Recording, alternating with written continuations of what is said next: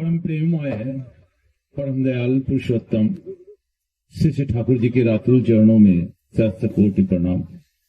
परम आराध्या जगत जननी लक्ष्मी माँ लक्ष्मी स्वरूपा उनके रातुल चरणों में सहस्त्र कोटि प्रणाम। परम आराध्या परम श्री श्री बरदा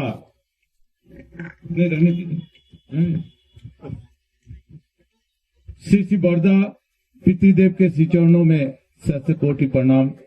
परम पूज्यपाद श्री श्री आचार्य देव के श्री चरणों में सहस्त्र कोटि प्रणाम। ठाकुर परिवार के समस्त जनों के प्रति सहस्त्र कोटि प्रणाम करते हुए मैं अपनी समस्त श्रद्धा व निष्ठा अर्पित करता हूं और इस महती छत्तीसगढ़ के प्रथम श्री श्री ठाकुर जी का 136वां उत्सव में उपस्थित समस्त सहप्रति ऋत्विकगण, समस्त अधुर्जगण, समस्त जाजक कर्मीगण, मंच में बाहर से आए हुए समस्त आगंतुक परम इष्ट प्रेमीगण, साथ ही साथ उपस्थित यहाँ इष्ट पुत्र इष्ट के राह पर चलने वाले समस्त इष्ट प्राण प्रबुद्ध भक्तजन, समस्त इष्ट प्राण प्रबुद्ध भक्तिमती माताएं, तब साथ ही साथ इस माना कैंप में, इस स्थल पे, इस नगर के, इस मोहल्ले के सभी समस्त रहवासियों का मैं अपना तहे दिल से जय गुरु कहते हुए सबकी मंगल कामना करता हूं। बहुत अच्छा लग रहा था। प्रातः जब मैं घर से निकला तो मेरे प्रिय परम का आज उत्सव छत्तीसगढ़ में राजधानी से शुरू हुआ। मन ही मन बहुत ही आनंद महसूस कर रहा था। धीरे धीरे गाड़ी यहां तक आ पहुंची और आने के पश्चात इतना भव्य आप लोगों का अनुशासन प्रिय यह अनुष्ठान में आप लोगों का योगदान और यहां उपस्थित समस्त जो भजन हो रहे थे मशगूल था। श्रद्धेय दादा मुझे कहे कि आपको कुछ बोलना है। मैं थोड़ा विचलित हो गया कि आप लोगों के सामने, इतने ठाकुर प्रेमी के सामने मैं कुछ कहूं, वो भी विवाह के संबंध में। शायद किसी के मन में कुछ कुठाराघात हो जाए मेरे बातों से, तो उसे अन्यथा नहीं लीजिएगा, क्योंकि ये बस सब्जेक्ट, ये अब जो विवाह संबंधी बातें करने के लिए कहे हैं, हम लोग पूरा समाज को आज के दिन में यदि विवाह संस्कार परम प्रेम श्री श्री ठाकुर जी ने जो कहे हैं उस पर मैं आऊंगा, लेकिन 10 मिनट का समय दिया गया है। इसमें यदि मैं आऊंगा, इसके पहले मैं ये कहना चाहूंगा कि श्री श्री ठाकुर जी के 3 विधान जो दिए हुए हैं उनके आदर्श पर, दीक्षा, शिक्षा व विवाह। यह शिक्षा के संबंध में हम लोग अभी श्रद्धेय दादा से आए हुए, पाखंजूर से आए हुए दादा से हम लोगों ने बहुत सुंदर सुने। इसके पहले दीक्षा के बारे में श्रद्धेय विश्वेश्वर राधा एवं हमारे भिलाई से दादा जो आए हुए हैं साहुदा, उन्होंने बहुत सुंदर ढंग से, सूक्ष्मता से, बहुत कम समय में पूर्ण बातें उन्होंने कही है। और ठाकुर जी के भाव आदर्श पे 3 आयाम और भी आते हैं: व्यक्तिक जीवन, पारिवारिक जीवन, परिवेश व मेरा आदर्श आइडियल। इन तीनों को हमको शामिल करना पड़ेगा विवाह में। यदि मेरा व्यक्तिक जीवन सुंदर है तो मेरा कहीं विवाह भी बहुत अच्छा हुआ है, शायद अज्ञात भाव से हुआ होगा अब आज के समय में, क्योंकि आजकल विवाह में पैकेज सिस्टम, पैकेज चलता है। ठाकुर जी की आदर्श निश्चित रूप से हम लोग उन्हें अपने जीवन में अपनाए हैं। जो हम बोलते हैं मन में रहता है, कर्म में कहीं नहीं दिखता है। इसको कर्म में लाने की आवश्यकता है। इस कारण ही तो इस प्रकार के साधारण सभा में हम लोग बार बार एक ही बात को कहते हुए हमारे जीवन में हम लोग उसको प्रतिफलित कर सकें, यही हमारी कोशिश प्रयास रहता है।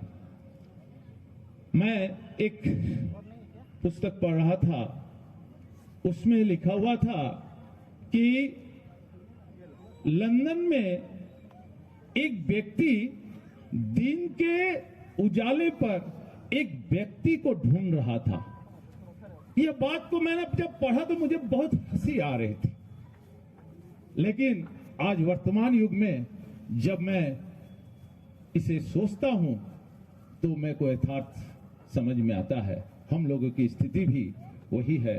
ठाकुर जी जो कहे हैं कि मनुष्य को मैंने इतना दिया, फिर भी वे अपने अवस्था में, अपने स्थिति में हर समय वे बने रहे हैं, अपने आप को परिवर्तन नहीं कर पा रहे हैं। श्री ठाकुर जी के पास देशबंधु चित्तरंजन दास दा, सुभाष चंद्र बोस दा वो जब गए थे तब सबको पता है यह कहानी। तो उस समय श्री ठाकुर जी बोले थे, एक मनुष्य तैयार करने के लिए विवाह संस्कार को, विवाह पद्धति को हमें परिवर्तन करना पड़ेगा। यदि विवाह नीति को हम लोग ठीक से अनुपालन नहीं करते हैं तो हमारे आज के आने वाला भविष्य जो है, आज हम सभी इससे ग्रसित हैं। हर कोई किसी को पता है, न वर्ण है, न जाति है, न हम अपना अनुलोम देखते हैं। हम कहीं भी देखें पैकेज बहुत अच्छा है, लड़का बहुत सुंदर है, बहुत सुंदर उसका आय है, तुरंत हम लोग अग्रसर हो जाते हैं हमारे एक उद्देश्य को लेकर। भविष्य की चिंता कभी नहीं करते। वैसे ही एक पिता अपने अपना लड़के के लिए यदि देखे बहू बहुत सुंदर है, उसका पैकेज बहुत सुंदर है, छोटा सा परिवार है, तो निश्चित तौर से वो भी तुरंत हमारे उद्देश्य में हम लोग चले जाते हैं। नारी नीति में कहा गया है कि विवाह को खिलौना मत समझना, यह जीवन मरण का अपना एक पैगाम है, एक प्रस्तुति है, तो इसे खिलौना नहीं समझना चाहिए। इस कारण विवाह पद्धति पर अमूलचूल परिवर्तन करने की आवश्यकता है। श्री ठाकुर जी जो कहे हैं अनुलोम विवाह के लिए बात, अनुलोम विवाह के पहले एक वर्ड और उन्होंने बोला है, सुवर्ण अनुलोम। अनुलोम हम लोग सब जानते हैं। यदि अनुलोम कहें तो हम लोग बोलते हैं नहीं, हमारी सपुत्री का विवाह जो है मैंने अनुलोम किया, मेरे लड़के का विवाह अनुलोम किया, लेकिन सुवर्ण हुआ? सुवर्ण यदि हम नहीं करते हैं, श्री ठाकुर जी के भाव आदर्श पर हुआ विवाह नहीं हुआ, और जिसका परिणाम आज हम लोग प्रत्येक घर में भुगत रहे हैं। आज ये ओल्ड एज होम जो खुला हुआ है, वृद्धाश्रम खुला हुआ है, उसका एकमात्र कारण है सब, उसके लिए हम लोग व्यक्तिगत रूप से दोषी हैं। मैंने 3 आयाम जो कहा था, व्यक्ति जो इंडिविजुअल है, मेरा इंडिविजुअल व्यक्तित्व यदि सुंदर नहीं हुआ तो मेरा सब कुछ गड़बड़ा गया, मेरा आदर्श को पकड़ना भी मेरा झूठा हो गया। यदि मैं अपना व्यक्तिगत जीवन को यदि सुंदर नहीं बना पाया, और उसको सुंदर बनाने के लिए कोई नहीं आएगा, मेरे परम प्रेममय को प्रेम सहित उनको प्रेम लेकर करके ही उसे पाया जा सकता है। दादा कहीं कहीं कुछ एक वर्ड शब्द कह रहे थे कि यह एहसास से आता है, शायद विश्वसदाई कह रहे थे, दीक्षा लेने के बाद एहसास से ही आता है। वह एहसास को नाम ध्यान करने की जरूरत है, जिसको जागृत किया जा सकता है, और वह नाम ध्यान के माध्यम से सब पाया जा सकता है। दादा साहब कह रहे थे धर्म की ग्लानि होती है जब पुरुषोत्तम आते हैं। मैं कहता हूं जब प्रेम की ग्लानि हुई है तब पुरुषोत्तम को आके वहां प्रेम सिखाना पड़ता है, और वो पुरुषोत्तम हमारे परम प्रेम है श्री ठाकुर जी, जो आज आके हमारे हर प्रत्येक क्षेत्र में, गृहस्थ जीवन में, प्रत्येक समय पर, प्रत्येक बेले पर, प्रत्येक क्षण पर हमारे कर्मों के संबंध में सब कुछ स्पष्टतः कह गए हैं। हम लोग बहुत अपने में हम जो सोचते हैं, हम सोचते हैं यही सही। हमारा आत्मस्वार्थ, हमारा जीवन का व्यक्तित्व जो है वह बचपन से ही हम लोग बिगाड़ देते हैं। इस कारण मैंने एक मेरा अनुभव छोटा सा, मैंने विवाह के संबंध में एक माता से कहा था, दीक्षा के संबंध में मैं बोला था कि आप दीक्षा लेने के बाद माता पिता को प्रातःकाल प्रणाम करेंगे। और वो लड़का इतना दुष्ट था, वो माता के जो लड़का था वो इतना दुष्ट था, वो कभी जिंदगी अपने माता पिता को कभी प्रणाम ही नहीं करता था, मानता ही नहीं था। माता और पुत्र दोनों बैठे हुए हैं। माता को मैं बोला आप अपने स्वामी को प्रणाम करेंगे, रोज ससुर को प्रणाम करेंगे, सास को प्रणाम करेंगे। तो उन्होंने तो यह किया, लेकिन जो लड़का है कभी नहीं किया था, वो भी शुरू किया।